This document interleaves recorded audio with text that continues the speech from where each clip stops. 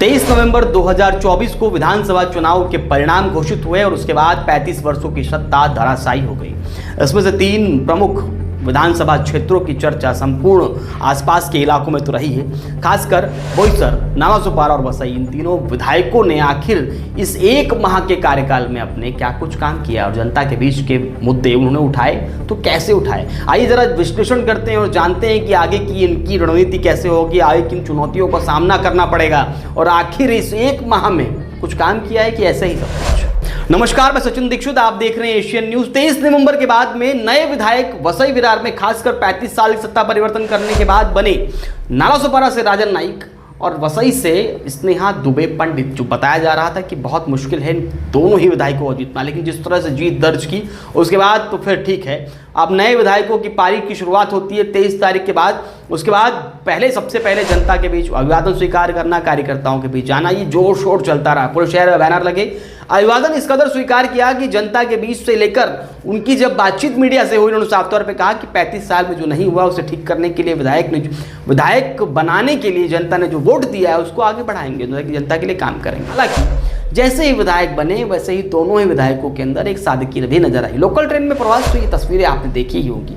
राजन नाइक की local train में प्रवास और स्नेहा दुबे पंडित की भी लोकल ट्रेन में प्रवास करना ये खासा चर्चाएं बना रहा। 23 के बाद 24, 25 और 26 के आसपास जनता का अभिवादन और कार्यकर्ताओं से मेल मिलाप चलता रहा। उसके बाद हुई बैठक उनकी, जिसके साथ क्षेत्र में विकास करने की बागडोर को आगे बढ़ाना है। अनिल पवार IAS अधिकारी हैं, इनसे बैठक करने के लिए, इनसे मुलाकात करने के लिए दोनों ही विधायक नालासोपारा और वसई की पहुंचते हैं।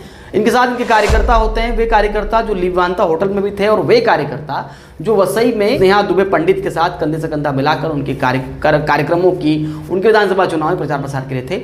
ऐसा दोनों ही विधायकों के प्रमुख कार्यकर्ताओं के साथ मुलाकात करने की ये तस्वीरें साफ तौर पर आप देख पा रहे होंगे। इस बैठक में उन्होंने एक ही लाइन में बात कही कि विकास करने के लिए अब आपका साथ चाहिए और आपको साथ उसी तरह देना है जहां पर जनता की डिमांड हो और आपको उपस्थित रहना है। इस पूरी बैठक में कार्यकर्ताओं के साथ में आमदार का बैठना, जनप्रतिनिधि का मुलाकात करना, इसे गुप्त नहीं, इसे सार्वजनिक तौर पे किया गया। ये तस्वीरें एक प्रकार से नए पहल की तरफ दिखाई दी।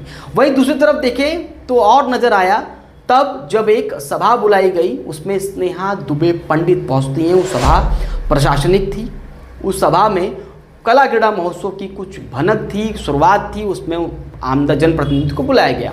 जनप्रतिनिधि स्नेहा दुबे पंडित वहां पर उपस्थित थे। जैसे उन्होंने भाषण दिया, उस भाषण में साफ तौर पे एक रंग की बात कहती।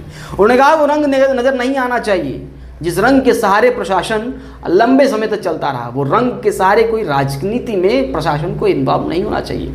घुमा फिरा कर उनकी बात इतनी थी कि रंग के, एक पर्टिकुलर रंग के सहारे प्रशासन को दिखाया, दर्शाया, उसके कामकाज को दिखाया, दर्शाया ना जाए और उस रंग का सहारा ना लीजिए। वो रंग था पीला, जो बहुजन विकास अघाड़ी का आधिकारिक रंग माना जाता है। तो वहीं जब मैराथन का कार्यक्रम हुआ और कार्यक्रम में कई जगह पर नजर आया भगवा, यानी पीला रंग बदलकर अब भगवा कर दिया गया, तो वहां पर संतुष्ट शायद हो गए होंगे जो नया विधायक हैं। खैर, राजनीति में एक उठापटक में नजर आया कि रंगों के बीच की राजनीति नजर आने लगी। मैराथन में कई जगह ये चर्चा हुई कि वो रंग बदलकर अब ये रंग आ गया, यानी पीला रंग बदलकर भगवा रंग आ चुका है। इस बात की चर्चा खासी बनी रही। परिवर्तन के रूप में ये पहली पहल देखी गई। वहीं दूसरी तरफ उन्होंने एक अड़ावा बैठक बुलाई। स्नेहा दुबे पंडित ने उस अड़ावा बैठक में महानगर पालिका के सभी उच्च अधिकारी उपस्थित थे।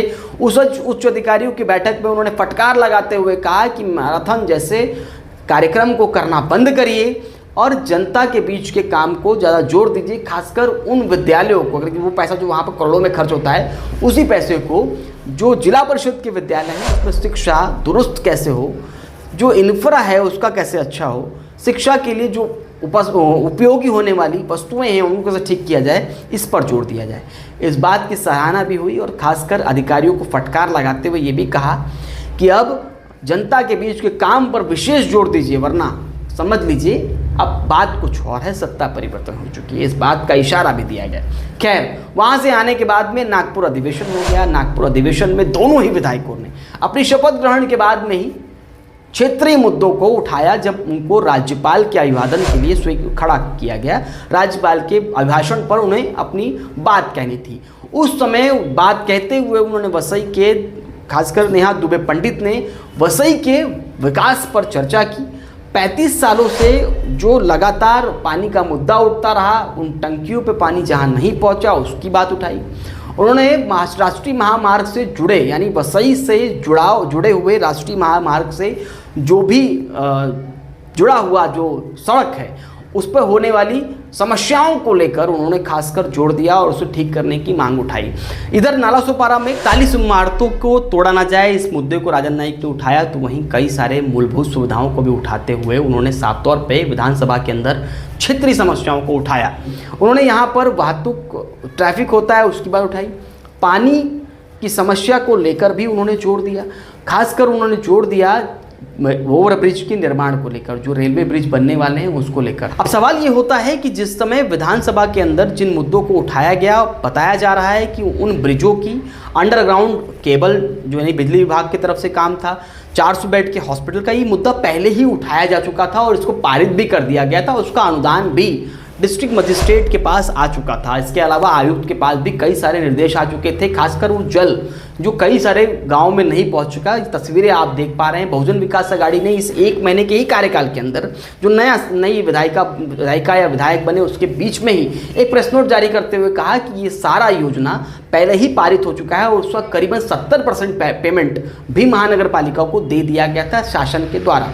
ऐसे में उन्हें बस धरातल पर लाना था और धरातल पर चुनाव बाद यानी आचार संहिता के बाद ही आना था, ये तय था। ऐसे में विधानसभा के अंदर आवाज़ उठाना और आवाज़ उठाकर उसे बताना कि हमने लाया है, इस बात पर तनातनी और राजनीति गंभीर हो गई।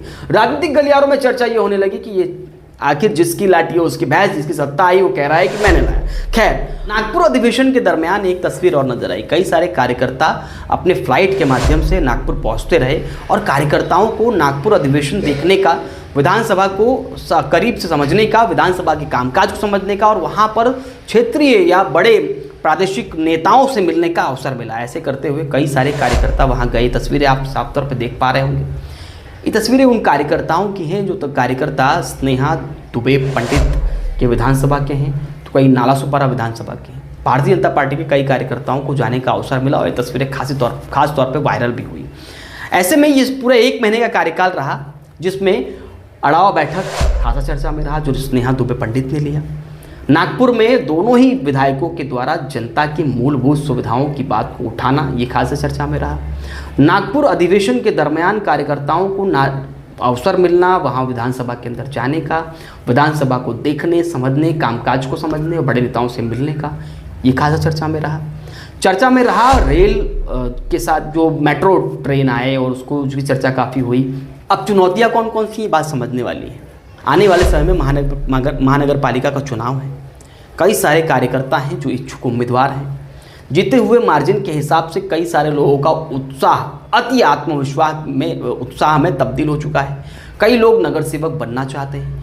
ऐसे में बहुजन विकास अघाड़ी जो 115 में 109 नगर सेवक लाकर 2014 के बाद के महानगर पालिका के चुनाव में जिस प्रकार से काबिज हुई थी, उसके बाद लंबा अरसा हो गया और चुनाव नहीं हो पाए हैं। ऐसे में चुनाव का इंतज़ार है और बताया जा रहा है कि प्रशासन अपने हाथ में रखकर जो सत्ता है, जो राज्य की सरकार है, वो चाहती है कि चुनाव को आगे बढ़ाया जाए।